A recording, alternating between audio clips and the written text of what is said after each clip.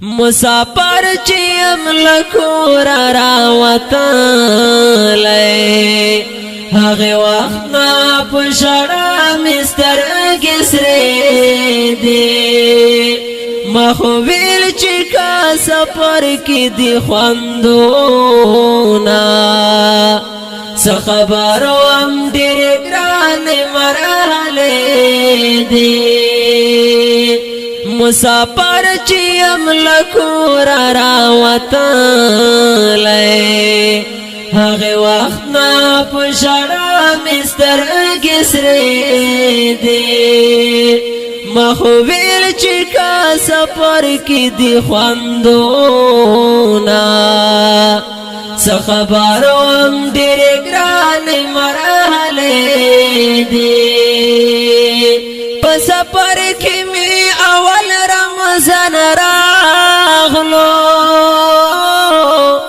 په دلوی رب ناراضي عبید الله یم په سفر کې می اول رمضان راغلو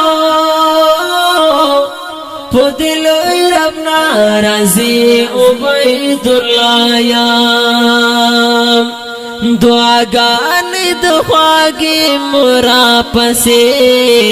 دي څه خبرو هم ډېر ګران مرحله دي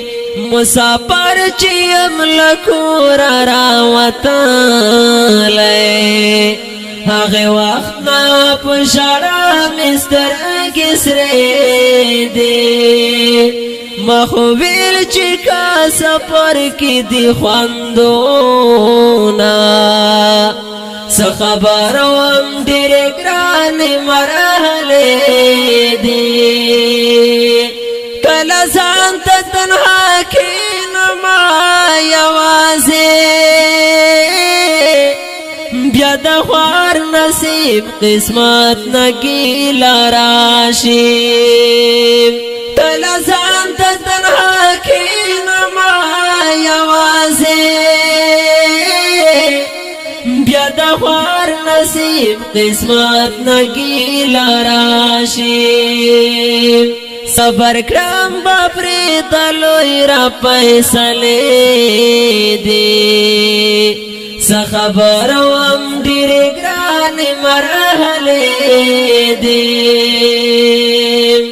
مسافر چې یم لکور راوطلی هغه وخت نا پشړه مستر کسره دی مخو ویل چې کا سفر کې دی خوندونا څه خبرو هم ډېر ګران مرحله دی ای ملګرو زړه مې نه کوي قرارا په پردي وطن کې اوس مجبوري ده ای ملګرو زړه مې نه کوي قرارا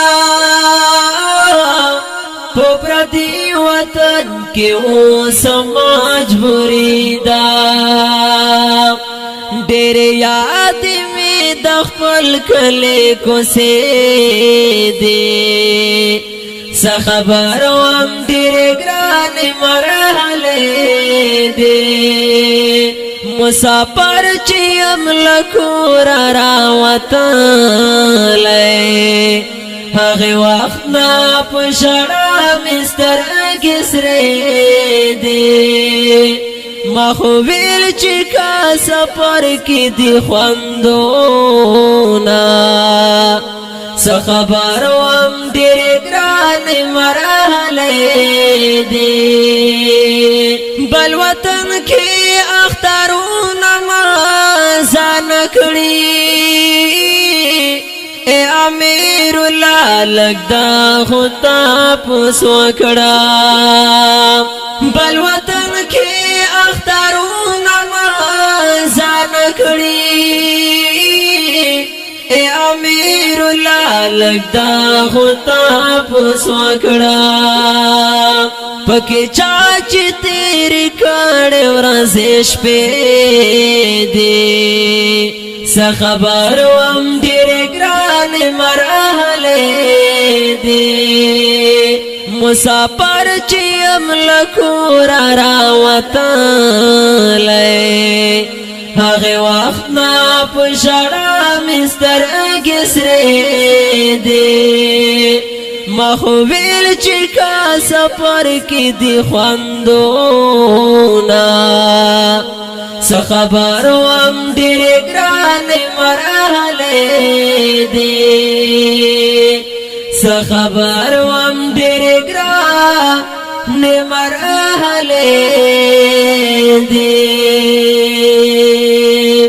د دې نظم فرمایش کوونکی ورونه دی لکه هر یو ډېر ګران او محترم ورور عبید الله پردیسی عبدالهادی عبدالحلیم محمد نواز رئیس خان رحمت الله شاعر دا ډیر ګران او محترم ورور امیر الله میراخیل په आवाज د حافظ فرمان الله فرمان والسلام.